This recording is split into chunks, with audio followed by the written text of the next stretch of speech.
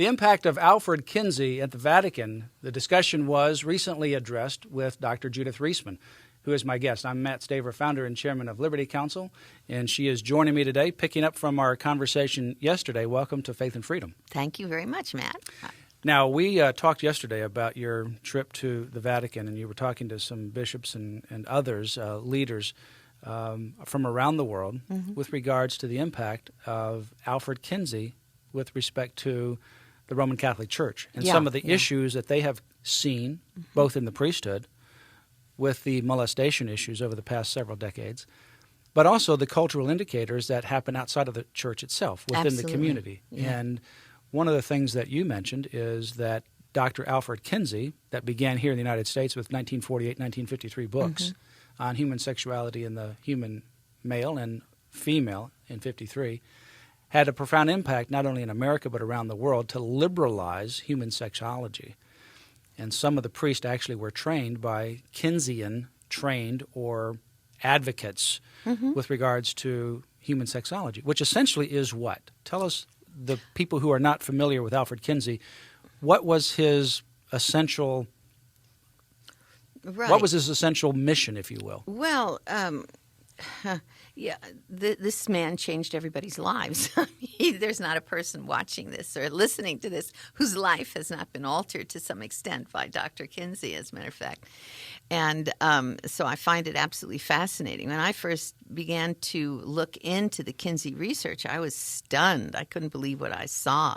This was a man who, in his book, Sexual Behavior in the Human Male, the foundation of human sexuality education in our schools today, this was a man who was involved in the sexual torture of hundreds, actually up to thousands of children. The youngest child was 2 months of age. Well, in fact, table 48 of his book. 34, 34 of his book. In the 48 book, Human Sexuality, Sexuality, Human Male. All you have to do is go to table 34 in his 1948 book and realize that the information that he was gathering was actually promoting just horrible crimes against minors as young as a couple of months old. And you don't have to go any further than looking at table 34. No, you don't. And that's how I got started. I saw these tables. Table 34, it starts with 30 and it goes to 34. One of the tables has a child that's 2 months of age. This is the foundation of human sexuality education worldwide. And in table 34, there's the 4-year-old who was tortured, sexually assaulted, raped around the clock, for 24 hours that Kinsey said had 26 orgasms. Okay. So when I read that, I thought, this is insane. This is absolutely insane. Who did that? Who did that to these children? Why would he call that science? What did he mean by an orgasm? Well, just pause here for a moment. If he got that information, he got it from somebody. Exactly. If he himself didn't actually order it, he got the information from somebody. That somebody committed crimes. That somebody never was reported. Oh, absolutely. And that's just one of many situations like that where he knew of child molestation, child rape, pedophilia going on, and actually documented it and encouraged people to document it, and he put it in his research. And his point is what?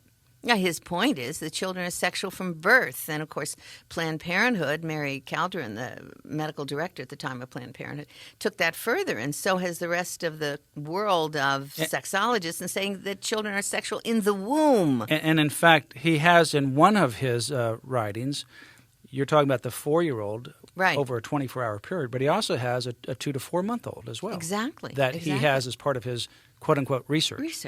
And so he is essentially saying that from the moment of birth, now even in the womb, but from the moment of birth, people are sexual beings, and therefore it is normal, it is healthy to actually engage in sexual activity from the very tenderest of age, and all kinds of variations of it, and homosexual as well as heterosexual. Absolutely. This was his message within his sexuality data to about children. And when you looked at his definition, I thought, the man, how does he define orgasm? Does he define it? Well, the and scientific, he actually does. He does. And he does. Now, as screaming, crying, falling, weeping for these children. I mean, so that's a sadomasochist who would define things that way. A sadomasochistic pedophile. And indeed that is. We want to talk later in the week about some people who are still alive today. Yes. Who were the little kids. Absolutely. Back then who were experimented on. That ultimately became part of his so-called research. So he drops this, what's known as the K-bomb in the world, essentially saying, going against all of the norms and the moral foundations, essentially out to destroy Judeo-Christianity and morality.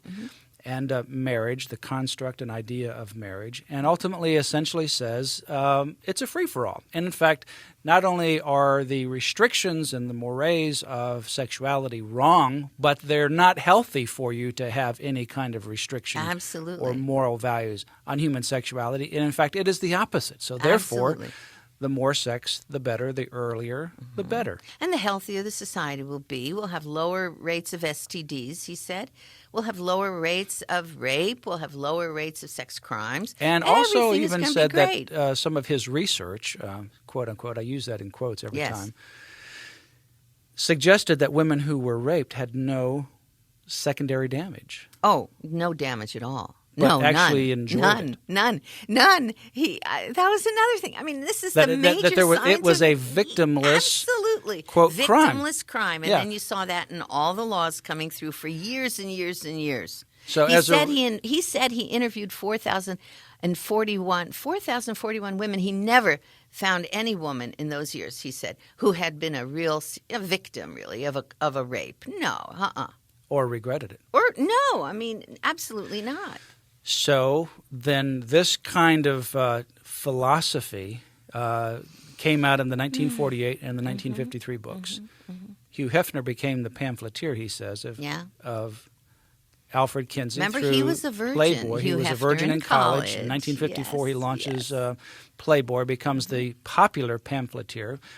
Kinsey becomes the academic pamphleteer of his own information. So the academic worlds then become filtered with these other Kinsey ideas. And so now, following that up from yesterday, this is how it got into the Roman Catholic Church, where the seminarians were going to seminary. They were taught Kinsey ideas in the 50s and 60s. And then that ultimately began to see its impact in the molestation within the Roman Catholic Church. Absolutely. You could write a book about this, Matt. I mean, you've got that down beautifully. Yes, it's true. And the thing that boggles my mind, of course, is with all of the investigations that we've had of everything in the world, including cigarette smoke, which harms, but it can't harm more than the sexual assault of children. Yeah.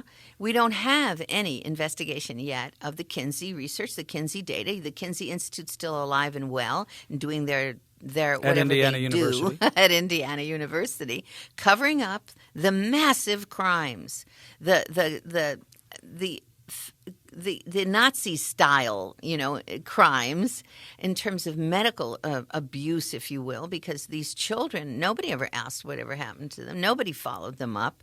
Or if they did, which I suspect they did, really, they wouldn't report it because the results were disastrous. And I'm getting emails consistently from people who believe that as soon as they know about my research, they get in touch with me because they believe that they were victims of the Kinsey Institute, the Kinsey torture experiments, and many of them were. Well, we'll talk to Dr. Reisman later in the week about some of those things. She was in Rome speaking to high-level leaders within the Roman Catholic Church from around the world, talking about some of the origins of these issues that manifested themselves in the Roman Catholic Church and obviously within society. Her book is a must-read. It is called Sexual Sabotage, and you can get it from Liberty Counsel by calling 800-671-1776 or go to our website at lc.org and order it online, and we'll send it to you right away. I believe it is a must-read.